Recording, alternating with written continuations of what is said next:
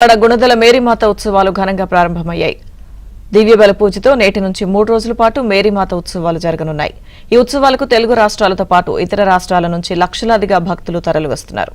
ఈ ఉత్సవాల్లో భక్తుల కోసం అధికారులు అన్ని ఏర్పాట్లు చేశారు. మేరీమాత ఉత్సవాలపై మరింత సమాచారం మా ప్రతినిధి ప్రసాద్ అందిస్తారు.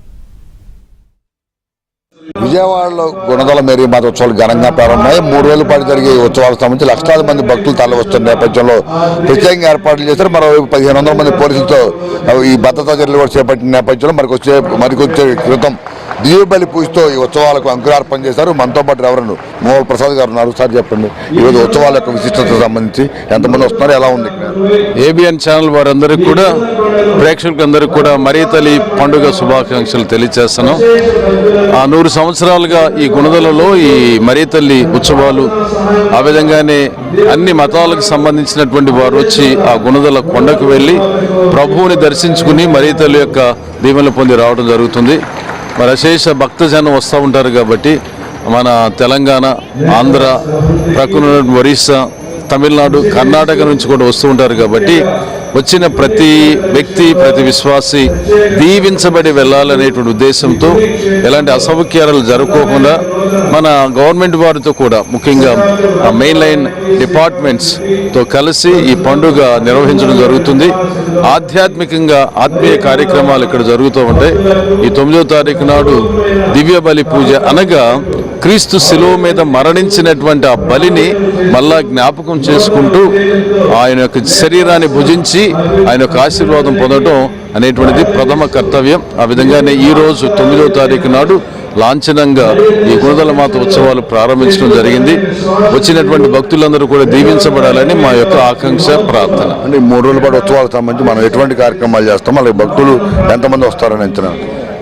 సుమారు ఒక 6 లక్షల నుంచి 7 లక్షల వరకు వస్తారని అంచనా. ఇక్కడ స్టాగ్నెంట్ క్రౌడ్ ఉంటారు, కొండ మీదకి ఫ్లోటింగ్ క్రౌడ్ ఉంటూ ఉంటారు.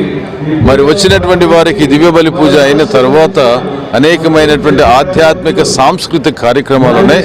వచ్చినటువంటి వారందరూ కూడా అటు ఒకలాంటి ఉత్సాహాన్ని పొందాలనేటువంటి ఉద్దేశంతో ఈ కార్యక్రమాలు కూడా నిర్వహిస్తూ ఉంటారు. మళ్ళా సాయంత్రం 6 గంటలకు దివ్యబలి పూజ ఉంది. బిషప్ గారు వస్తారు, ఆ విధంగా చాలా మంది భక్తులు వస్తారు. రాత్రిపూట ఈ సాంస్కృతిక కార్యక్రమాలు, ముఖ్యంగా నాటకాలు కూడా వేయటం అనేటువంటిది ఈ 3 రోజులు జరిగేటువంటి కార్యక్రమాలు. ఇది ముఖ్యంగా చూస్తా ఉన్నాము. మేరీమాత ఉత్సవాలకు సంబంధించి ఆ ప్రతి ఏడాది కూడా చాలా ఘనంగా నిర్వహిస్తామని కూడా చెప్తా ఉన్నారు.